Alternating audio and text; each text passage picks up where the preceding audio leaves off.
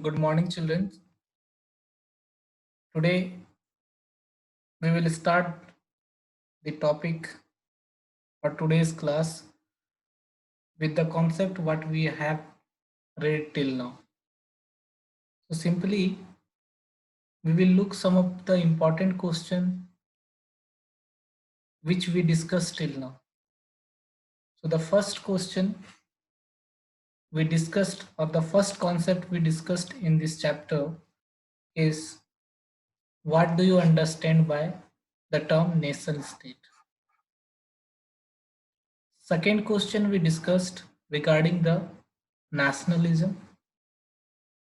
What is the meaning of this term nationalism and its explanation?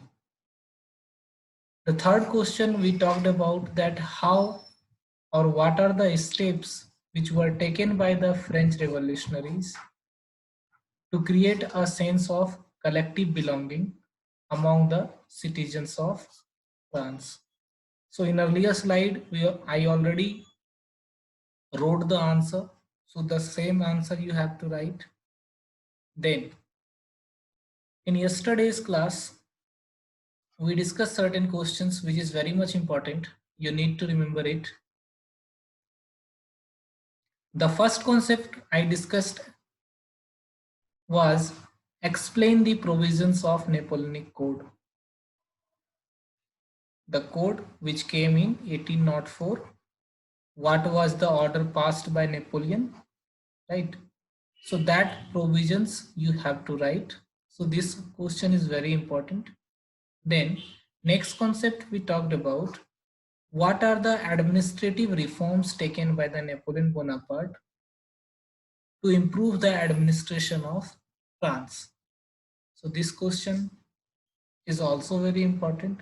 So whatever questions I am writing or I am giving here, these are the only question which will be asked in the board examination, right? So 90 to 95% question will be asked from this question only. So you need to write all the answer of these questions. Then last topic we discussed that what was the reaction of the people who were living in the conquered area. That means whatever area was won by Napoleon Bonaparte, in that area, whatever people were living, what were their reaction towards the rule of France, right? So in the answer of this question is initially, right? That means when Napoleon was about to come in this country, initially, these people like Napoleon Bonaparte. They like Napoleon Bonaparte. Why? Because they thought that this Napoleon Bonaparte will bring certain types of freedom. The Napoleon Bonaparte will bring reforms in our country. That's why the people of neighboring country liked the rule of Napoleon Bonaparte. But what happened later on? Napoleon Bonaparte was very ambitious person. He want money. He wanted army. Why? These two things he required to win the whole Europe. So the motive of Napoleon Bonaparte was to win Europe, right? So he need money. So from where he got the money? He got the money from the people who were living in the conquered area, right? So he increased the tax. First thing he did. And second thing, he forced the people of other country to join army. So that's why the people later started disliking the Napoleon Bonaparte, right?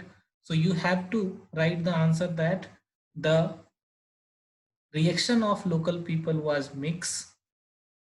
Then first point you will write, initially the people of conquered area liked the Napoleon Bonaparte because they thought that Napoleon Bonaparte will be the harbinger of liberty. But Because of the ambition of Napoleon Bonaparte, he imposed increased taxes. Apart from this, he forcibly joined the people into army.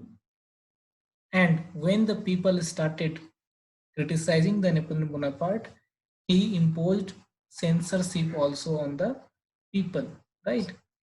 So that is why later on the people of conquered area started disliking the Napoleon Bonaparte.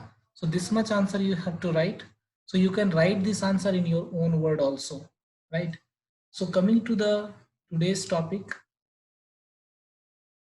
first of all, there are certain doubts in the morning classes. So I want to clear that doubt. So some of the word I discussed in the earlier classes. The first was the feudalism or feudal system. What is this feudal system? This feudal system is a system which is prevalent in medieval Europe. That means during the time of 17th, 16th or 17th, 18th centuries, it was prevalent in medieval Europe, right? In which nobility, who was nobility? This is king, you know, in French Revolution. Then there are certain nobles. Noble person means those who are military leaders, right? So these noble people, right, they provide army to king, right? In exchange, king provide land to noble people, right? So this is called feudal system, right? So king give land to the nobles, to army, to military leaders, and noble give the army, that means the force, army force to king. So this is called a feudal system, right? Now, as you know that these noble people are very engaged in war, right? So most of them were not able to take care of the land. That's why these noble people give their land to manorial lord. So who was manorial lord? These are the people in one village or in one area, right, who control the land, that whatever amount can be collected from the peasants, that amount is collected by the manorial lord. So simply, what is manorial system? Let me explain once again. A lord received a piece of land usually from a higher nobleman. So I told you this is nobleman. After getting land from king, this nobleman giving land to the manorial lord, right? Now this manorial lord get this land, and all the things, whatever is on that land, it belongs to this manorial lord. Okay? Then, so all the people who are living in that area, all the peasants who are doing farming, they have to pay certain amount to this manorial lord, right?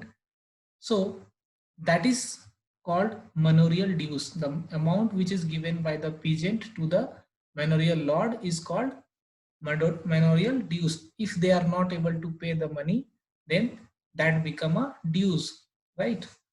Then what is serfdom? Serfdom is simply a word, feudal labor, right? So those people who are labor, those who provide labor on the land of the noblemen or on the manorial lord, right? जो मैनरियल Lord होते थे उनको जो labour की जरूरत होती थी अगर उसके लैंड को कल्टीवेशन करने के लिए, तो जो लेबर उसके लैंड पे काम करते थे उसको हम सर्फडम बोलते थे या सर्फ बोलते थे. Understood? So these are the terms.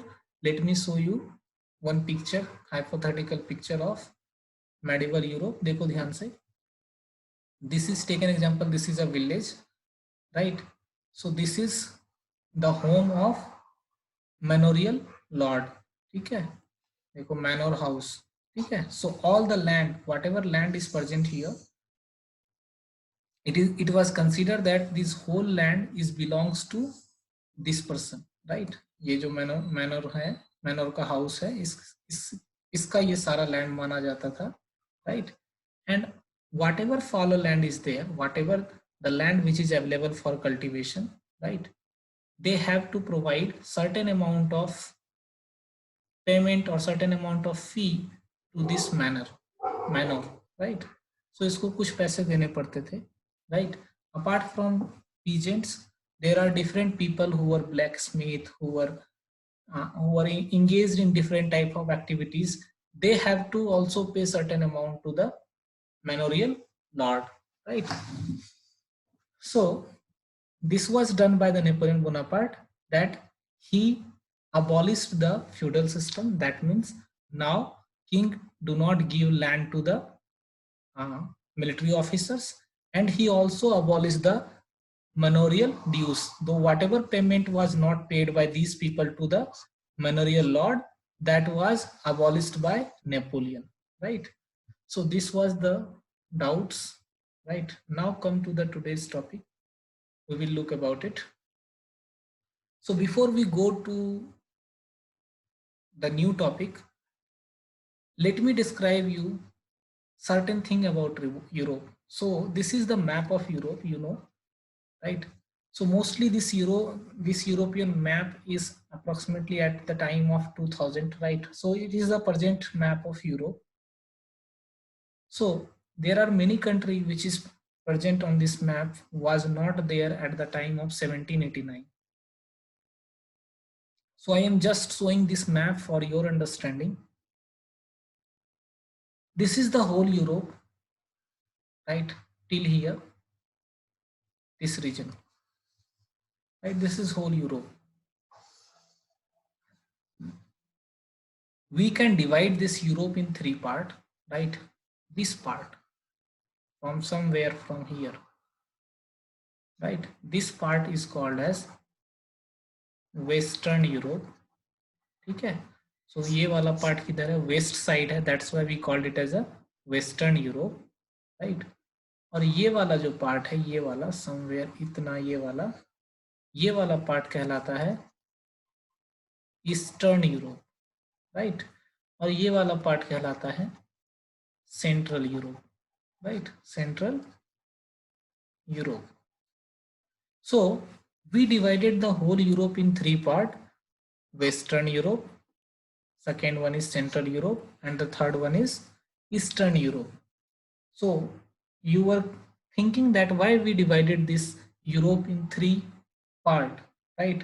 Because now whatever we are going to see, we will see the picture of these three in different way. Because Europe एक ऐसा कंटिनेंट था जहां पर कि डेवलपमेंट जो है वो अलग अलग हुआ था. वेस्टर्न यूरोप में ज्यादा डेवलपमेंट हो चुका था, सेंट्रल यूरोप में थोड़ा सा कम हुआ था वेस्टर्न यूरोप से डेवलपमेंट, और ईस्टर्न यूरोप में जो डेवलपमेंट लेवल था वो बिल्कुल कम था, राइट. सो ये वाला क्लासिफिकेशन आप याद रखोगे, ठीक है, ये आगे आपको समझने में काम आएगा. सो मूव करते हैं फॉर नेक्स्ट कॉन्सेप्ट. देखो ये तो आज का प्रेजेंट डे मैप है, राइट. अभी मैं आपको दिखाऊं, यहाँ पर पोलैंड है, यू कैन सी हियर, ये वाला पार्ट पोलैंड है, केज रिपब्लिक है, ठीक है. उसके बाद फिर आपको यहाँ पर बोस्निया है, राइट और नॉट. कुछ कुछ ऐसी कंट्री है जो कि आपको नहीं दिखेगा in the map of 1789. So let me show you the map of 1789. देखो यहाँ पर जो कंट्री आपने उधर देखा वो कंट्री आपको यहाँ पर नहीं मिलेगा, राइट. यहाँ पर आपको केज रिपब्लिक कहीं नहीं मिलेगा, राइट. सो यहाँ पर ऑस्ट्रिया आपको नहीं दिखाई पड़ेगा, ऑस्ट्रिया आपको दिखाई पड़ेगा, लेकिन Austria was the part of Habsburg empire, right. So यहाँ पर देखो केज रिपब्लिक आपको देखने को नहीं मिलेगा, ठीक है.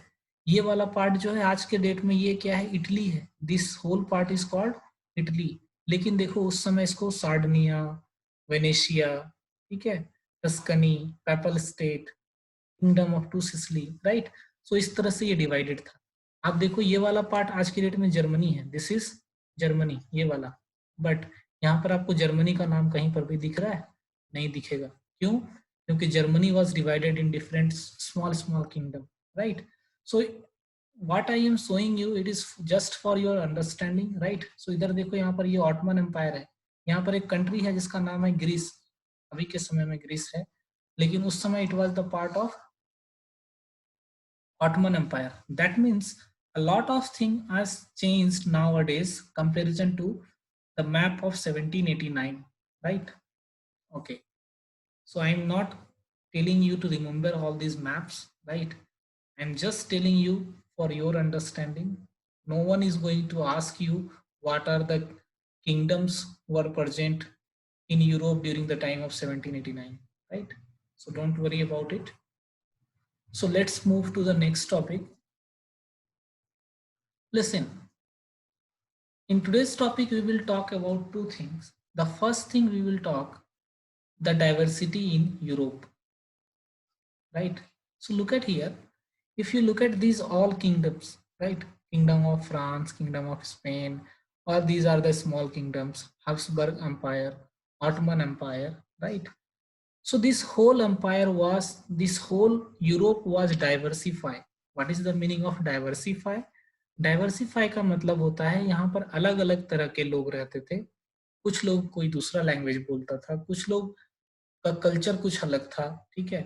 कुछ लोग का जो you can say past, common past नहीं था लोगों का, राइट और not.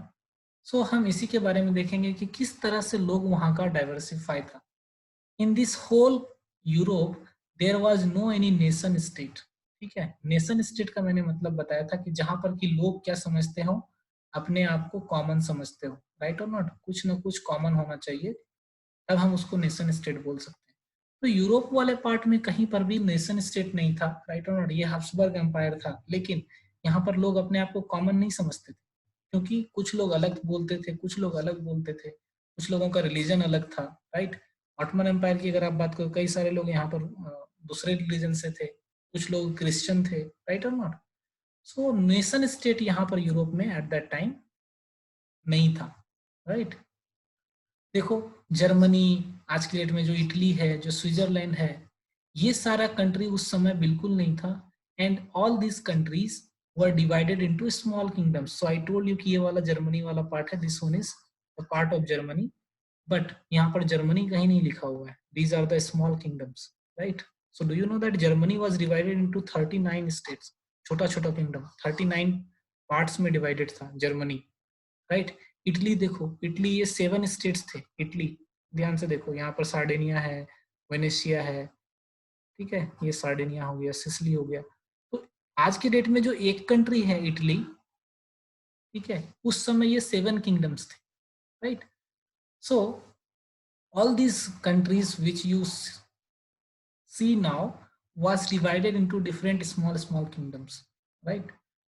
Eastern and Central Europe were under autocratic monarchies within the territories of which lived diverse people. So I told you that the whole Europe we divided in 3 parts, right. ये वाला जो part था, ये वाला इधर वाला, इसको हम वेस्टर्न यूरोप बोलते थे. ये वाला जो पार्ट था, इसको हम ईस्टर्न यूरोप बोलते थे. और बीच वाला भाग क्या कहते थे, सेंट्रल यूरोप. सो देखो, ये सेंट्रल और जो ईस्टर्न वाला पार्ट है, it was the under the control of autocratic. That means किसी किंग के कंट्रोल में था ये वाला पार्ट, सेंट्रल और ईस्टर्न यूरोप, राइट. लेकिन वेस्टर्न यूरोप में कुछ कुछ ऐसे जगह थे जहां पर कि डेमोक्रेसी आना शुरू हो गया था. जैसे फ्रांस में रेवोल्यूशन हो चुका था, राइट और नॉट. फ्रांस में रेवोल्यूशन हो चुका था, नेपोलियन बोनापार्ट ने, राइट, कब हुआ था, 1789 में फ्रांस में रिवॉल्यूशन हो चुका था. तो वी कैन से कि ये वाला पार्ट जो है, वेस्टर्न यूरोप वाला पार्ट जो है, यहाँ पर डेमोक्रेसी आना शुरू हो गया था. But in central and eastern Europe there was still a rule of king, right. Okay. और यही नहीं, यहाँ पर डाइवर्स पीपल रहते थे, कई सारे लोग, अलग अलग लोग रहते थे, अलग अलग रिलीजन, अलग अलग लैंग्वेज के लोग रहते थे, right. So they did not share a collective identity. क्योंकि ये लोग डाइवर्स पीपल थे, उनके पास कोई भी एक चीज कॉमन नहीं था. जिस तरह मैंने बताया था कि इंडिया में हमारे पास कॉमन क्या है, we think that we are proud of India, we are Indians, हमारे बीच में ये कॉमन है, हमारा पास्ट एक है, हमने अंग्रेजों को मार के भगाया यहाँ से, राइट और not.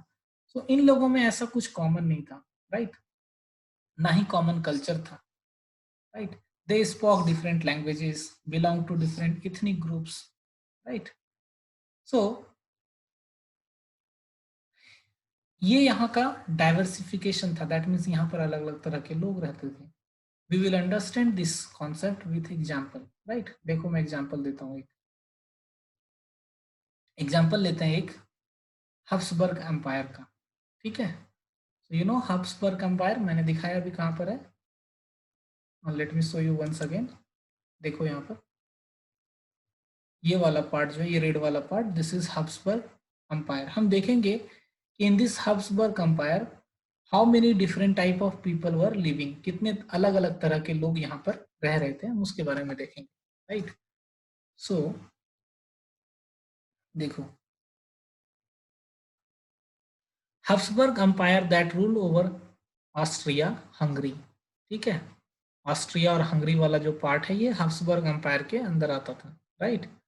Was a patchwork of many different regions and peoples, ठीक है। तो ऑस्ट्रिया और हंगरी वाला जो पार्ट है यहाँ पर अलग अलग तरह के लोग रहते थे, ठीक है। अभी देखो फिर से मैं दिखाता हूँ आपको कि ये ऑस्ट्रिया और हंगरी कहाँ पर है। देखो दिस इज ऑस्ट्रिया ये वाला, और हंगरी ये वाला। ये पूरा का पूरा जो पार्ट है ये हब्सबर्ग एम्पायर का है, this whole part is of Habsburg empire. So don't worry about it. I told you once again, I am telling you that these are not the things which you have to remember. Just understand for your concept, right? Okay. Next, it include the Alpine regions, the Tyrol, Austria, and Sudetenland, right? As well as Bohemia, where aristocracy was predominant. German speaking. देखो ये सारे जो part हैं, alpine reason है, Austria है, ठीक है, Bohemia है, ठीक है, सोडेटेनलैंड है, राइट। ये सारा पार्ट देखो कहाँ पर है,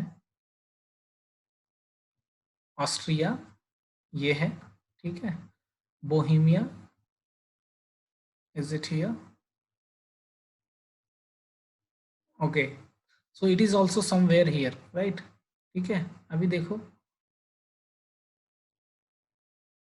ओके, सो यहाँ पर जो लोग थे जो रूल कर रहे थे वो बेसिकली कौन थे, जर्मन पीपल थे। और यहाँ पर लोग जो रह रहे थे, जो जो रूल कर रहे थे, जो एरिस्टोक्रेट का मतलब होता है जो रूलर थे, देवर स्पीकिंग जर्मन, ठीक है, ये लोग जर्मन बोलते थे। लेकिन यहाँ के लोग जो है वो अलग अलग लैंग्वेज बोलते थे, ठीक है।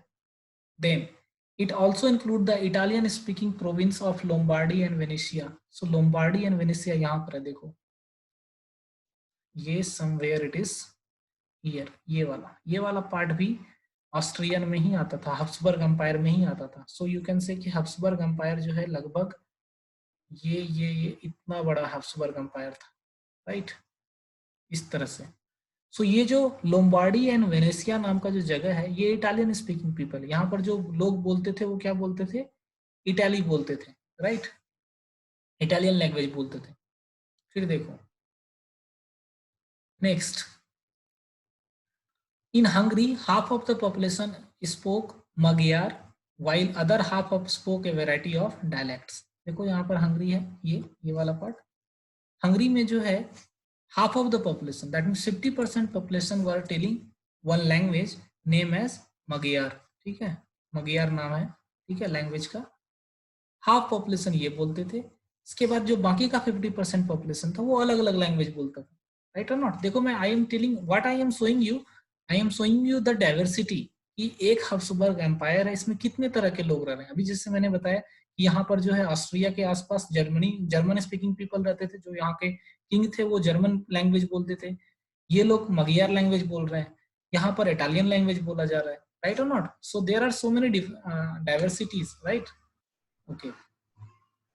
अभी देखो in Galicia the aristocracy spoke Polish. So यहाँ पर ग्लेसिया ये वाला रीजन है, यहाँ पर पॉलिस लैंग्वेज बोला जाता था, ठीक है। सो पॉलिस लैंग्वेज कहाँ पर बोला जाता है, पोलैंड में बोला जाता है, ठीक है। तो ये जो गलेसिया है इसको कहाँ होना चाहिए, पोलैंड के साथ होना चाहिए, राइट और नॉट, लेकिन ये है किसके साथ, हब्सबर्ग एम्पायर के साथ, राइट। अभी देखो और दिखाता हूँ। Next, the boundaries of the empire, a mass of subject presents people, Bohemians, Slovaks, ठीक है। ये देखो डिफरेंट टाइप्स ऑफ पीपल, ठीक है, ये सब याद रखने की जरूरत नहीं है, ठीक है। बोहेमियंस है, स्लोवाक्स है, स्लोवेनिस है, ठीक है, कॉरेट्स है, ठीक है, रोमांस है, ये सारे लोग जो हैं अलग अलग पार्ट में, दैट मीन्स जो हब्सबर्ग एम्पायर है इसके जो बाउंड्री वाले रीजन है यहाँ पर ये लोग रह रहे हैं, राइट और not. So can you see there is so many differences among the people who are living in Habsburg empire, ठीक है। सो द क्वेश्चन इज कि ये लोग इतने अलग अलग डाइवर्सिटी है, इनके पास इतना ज्यादा डाइवर्सिटी है, तो ये लोग सब लोग साथ मिलके रह रहे हैं, राइट और नॉट, सब लोग साथ हैं, राइट और नॉट। अब ये साथ क्यों है, why they are together, because of the king, ठीक है। किंग ने क्या किया है, बाउंड्री पर आर्मी बना के रखा है, यहाँ पर पूरे बाउंड्री पर आर्मी लगा के रखा है कि कोई भी पीपल यहाँ से बाहर नहीं जा सकता है। तो ये जो लोग यहाँ पर डाइवर्सिटी के कारण जो लोग रह रहे हैं ये जबरदस्ती रह रहे हैं, राइट और not, they are forcefully living there, right और नॉट। लेकिन इंडिया में भी, हमारे कंट्री में भी डाइवर्सिटी है, देखो कितने तरह के लैंग्वेज बोले जाते हैं, कितना कल्चर है, लेकिन हम लोग साथ हैं, क्यों, क्या कोई राजा हमें बांध के रखा है, no, we are together because we have certain thing common among us, ठीक है, we love to live together, हम एक साथ रहना पसंद करते हैं, that's why we are living here, understood. So ऐसे सिचुएशन में डू यू थिंक दैट कि इस हब्सबर्ग एम्पायर में रिवॉल्यूशन होने के चांसेस हैं, ये गलेसिया के जो लोग हैं जो पोलिश बोलते हैं ये चाहेंगे कि हम पोलैंड के साथ मिल जाए, ये जो यहाँ पर इटालियन पीपल रह रहे हैं वेनेसिया में, क्या ये लोग चाहेंगे कि हम ये इटली के साथ मिल जाए, यहाँ पर जो लोग ये वाला पूरा पार्ट जो है, ये लोग जो है कौन सा लैंग्वेज बोलता है, इटालियन लैंग्वेज बोलता है, क्या ये चाहेंगे कि हम इनके साथ मिल जाए, राइट और नॉट। अब जो पार्ट जर्मन बोल रहा है, जर्मनी का लोग जो जर्मन बोल रहा है, क्या वो चाहेगा कि इधर जर्मनी के साथ मिल जाए, ये वाला पार्ट जो अभी अभी यहाँ पर जर्मनी है, राइट और नॉट, यहाँ पर अभी जर्मनी शो नहीं किया हुआ, लेकिन आज की डेट में यहाँ पर जर्मनी, राइट। सो हम इसी के बारे में पढ़ेंगे कि कैसे अलग अलग जगह के लोग, ठीक है, यूरोप में अलग अलग जगह के लोग किस तरह से रिवोल्ट किए और किस तरह से उसने अपना टेरिटरी को चेंज किया, right. Okay, so okay, now आज के लिए हम इतना ही रहने देते हैं, ठीक है, नेक्स्ट डे पढ़ेंगे, because if we taught you too much then maybe you will confuse, right? So we'll discuss the next topic tomorrow. Then whatever I am teaching you, whatever question I am giving you, right, these all question you have to write.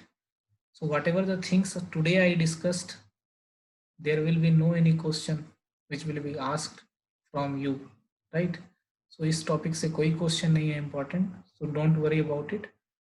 So just understand this lecture, right?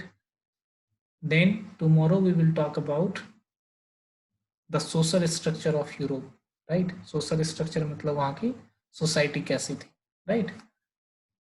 So thank you for today. We will meet tomorrow.